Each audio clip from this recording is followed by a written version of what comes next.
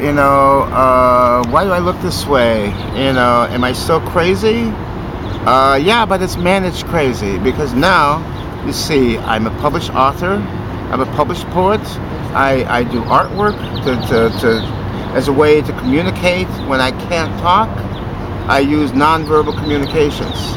And what I want people to know is those that think that mental illness is only for a specific group of people, it can happen to anybody. It can happen to anybody at any time. And look at Rod Steiger, the famous actor. In the heat of the night, he's won Academy Awards, he's won Emmys, he's all that. He's mentally ill. He talks about that. Okay. One of the most famous writers was Ernest Hemingway. Ernest Hemingway was a manic depressive who eventually killed himself. Okay, his books are more popular now that he's dead than when he was alive. Recently we suffered the loss of an actor, David Carradine. David Carradine had a history of bipolar illness. He made over 100 movies, and people say, okay, if you make over 100 movies, how can you be crazy? How can you have this label? Well, okay, sometimes the more involved you are, the more productive you are, you're able to manage the madness through your creativity. And people need to know that just because there's a label attached to someone, that's a fancy word for crazy.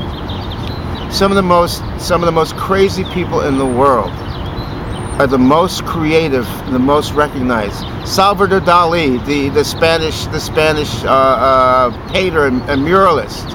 Okay, he was crazy, but people look at his okay. If you look at his artwork, he's got all these melting watches he's got this painting of a mirrored lake where you've got elephants standing up and upside down. You see both reflections. And they asked him, how did you see both images at the same time? And he goes, well, that's just the way my brain analyzes things. And so people need to know that the label is not a death sentence. The label is not the end of something. Sometimes the label can be the beginning of something. Look at Nathaniel Ayers. Okay, there's a movie out right now called The Soloist. Okay, he's a multi-instrumentalist. In addition to playing the cello, he also plays the piano, he also plays the violin. He plays just about every known string instrument there is, including the bow fiddle. And he's schizophrenic, but music calms his mind down.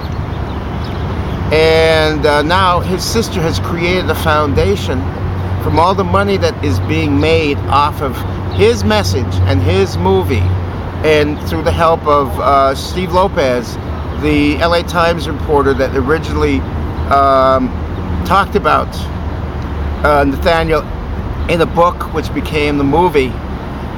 They put together a foundation to help other schizophrenics find a way out of the madness, not with medication, not with forced hospitalization, but by providing them what they need to still create stillness in their mind and to quiet the madness.